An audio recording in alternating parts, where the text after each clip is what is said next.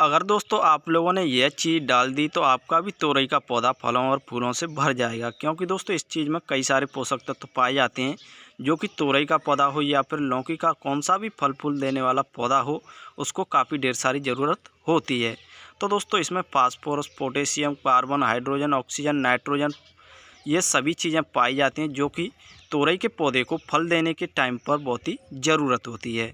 तो चलिए दोस्तों जान लेते हैं इसे किस प्रकार से यूज करना है और इसके साथ में कौन कौन सी चीज़ें लेनी है। तो जैसा कि दोस्तों आप सामने देख सकते हैं हमारे इस तोरई के पौधे पर किस प्रकार से फल लगे हुए हैं। और भी दोस्तों मैं आपको इस तोरई के पौधे पर फल दिखा देता हूँ किस प्रकार से आए हुए हैं। तो जैसा कि दोस्तों आप यहाँ पर भी देख पा रहे होंगे इस तोरई के पौधे पर किस प्रकार से फल लगे हुए हैं। यानी कि दोस्तों ये तोरई का पौधा है वह इसी प्रकार से फलों और फूलों से भरा हुआ है और जो फल हैं वह हार्वेस्ट करने के लायक हो चुके हैं। तो चलिए दोस्तों और भी हम जान लेते हैं किस प्रकार से तोरई के पौधे की केयर करनी है। तो दोस्तों सबसे पहले आपको तोरई के पौधे की 10 से 15 दिन के बाद में गुड़ाई ज़रूर कर देनी है। गुड़ाई करने से हो गया क्या कि पौधे की जो रूट्स हैं वो चारों तरफ फैलने लगती हैं और साथ में आपको वर्मी कंपोस्ट या फिर गोबर की खाद का यूज कर देना है। इससे होगा क्या कि पौधे की जो ग्रोथ है वो काफ़ी फास्ट चलने लगेगी। अगर पौधे की ग्रोथ चलने लगती है तो उस पर फल फूल बनने के चांसेस भी बढ़ जाते हैं। और दोस्तों आप सामने देख सकते हैं किस प्रकार से इस पर मेल और फीमेल फ्लावर आए हुए हैं। तो दोस्तों हर पौधे पर जो फल देने वाला पौधा हो उस पर दोनों मेल और फीमेल फ्लावर आना बहुत ही ज़रूरी होता है, क्योंकि अगर पौधे पर फीमेल फ्लावर आ रहे हैं लेकिन मेल फ्लावर नहीं आ रहे हैं तो उनका पॉलिनेशन नहीं हो पाता है और जो फल हैं वह काले पड़ करके यानी कि सूख करके जड़ जाते हैं। इसलिए दोस्तों पौधे पर दोनों फ्लावरों का आना बहुत ही ज़रूरी होता है। तो चलिए दोस्तों अब बात कर लेते हैं खाद और फर्टिलाइजरों के बारे में। आपको कौन से और किस प्रकार से खाद और फर्टिलाइजरों का यूज करना है जिससे आपका भी तोरई का पौधा इसी प्रकार से फलों और फूलों से भर जाए। तो दोस्तों आप यहाँ पर भी देख पा रहे हो किस प्रकार से इस तोरई के पौधे पर फल आए हुए हैं।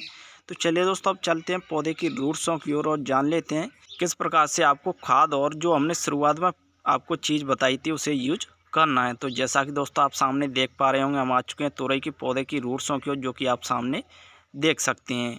तो चलिए दोस्तों सबसे पहले मैं इस तोरई के पौधे की गुड़ाई कर लेता हूँ, उसके बाद में जानेंगे किस प्रकार से आपको कौन कौन सी चीज़ें ऐड करनी है यानी कि डालनी है। तो जैसा कि दोस्तों आप सामने देख पा रहे होंगे मैंने यहाँ पर इस तोरई के पौधे की जो है गुड़ाई करना शुरू कर दिया है। तो दोस्तों गुड़ाई करते समय आपको विशेष ध्यान रखना है, आपको ज़्यादा गहरी बिल्कुल भी गुड़ाई नहीं करनी है। आपको जितनी गहरी गुड़ाई करनी है जिससे आपके पौधे की रूट्स कट ना पाएँ। तो चलिए दोस्तों हम इस तोरई के पौधे की जल्दी से गुड़ाई करके रेडी कर लेते हैं। उसके बाद में जानेंगे आपको किस प्रकार से उन सभी चीज़ों को यूज करना है। तो जैसा कि दोस्तों आप सामने देख सकते हैं मैंने यहाँ पर इस तोरई के पौधे की जो गुड़ाई है वह कर के रेडी कर ली है। तो चलिए दोस्तों जल्दी से मैं इस मिट्टी को भी हाथ की सहायता से तोड़े लेता हूँ। तो जैसा कि दोस्तों आप सामने देख सकते हैं मैंने यहाँ पर इस मिट्टी को भी तोड़ करके रेडी कर लिया, जो कि आप सामने देख पा रहे होंगे। तो चलिए दोस्तों अब जान लेते हैं किस प्रकार से आपको कौन सा खाद लेना है और जो हमने शुरुआत में चीज़ बताई थी उसे किस प्रकार से कितना यूज करना है। तो जैसा कि दोस्तों आप सामने देख पा रहे होंगे मैंने यहाँ पर गोबर की खाद ली हुई है। तो दोस्तों गोबर की खाद बिल्कुल डिकम्पोस्ट होना चाहिए, उसे जब ही यूज करना है। अगर आपके पास में गोबर की खाद नहीं है तो आप इसकी जगह वर्मी कंपोस्ट भी ले सकते हैं। तो जैसा कि दोस्तों आप सामने देख पा रहे हो मैंने यहाँ पर गोबर की खाद को चारों तरफ पौधे की जो हमने गुड़ाई की हुई थी उसमें चारों तरफ डाल करके तैयार कर लिया है।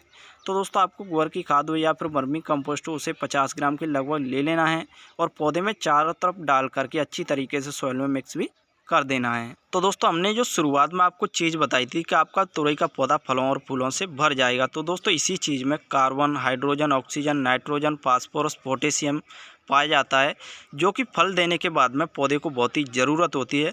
अगर आप पौधे में यूज नहीं करेंगे तो आपके पौधा जो है आगे के टाइम के लिए फल देना बंद कर देगा। इसलिए दोस्तों पौधे में इसे यूज ज़रूर कर देना है। तो जैसा कि दोस्तों आप सामने देख सकते हैं डीएपी को पौधे के चारों तरफ डाल करके तैयार कर लिया है। तो दोस्तों डीएपी में ही काफ़ी ढेर सारे पोषक तत्व पाए जाते हैं जो कि हमने आपको बताए हैं। तो दोस्तों डीएपी को आपको 10 ग्राम के लगभग ले लेना है और पौधे में चारों तरफ डाल करके सॉइल में अच्छी तरीके से मिक्स भी कर देना है। उसके बाद में दोस्तों आपको पानी भी डाल देना है। तो चलिए दोस्तों जल्दी से मैं इस तोरई के पौधे में पानी भी डाल देता हूँ। तो जैसा कि दोस्तों आप सामने देख पा रहे होंगे मैंने यहाँ पर इस तोरई के पौधे में पानी भी डाल करके तैयार कर दिया है, जैसा कि आप सामने देख सकते हैं।